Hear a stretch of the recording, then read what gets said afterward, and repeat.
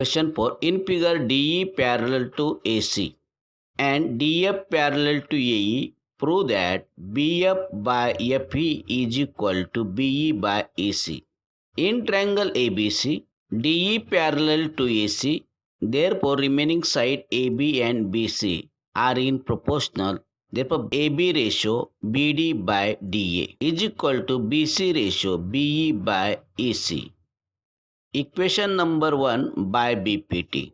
In triangle ABE, DF parallel to AE. Therefore, AB side ratio BD by DA is equal to BE side ratio BF by FE. Number 2 by BPT. From first and second, left hand side equal. Therefore, right hand side equal.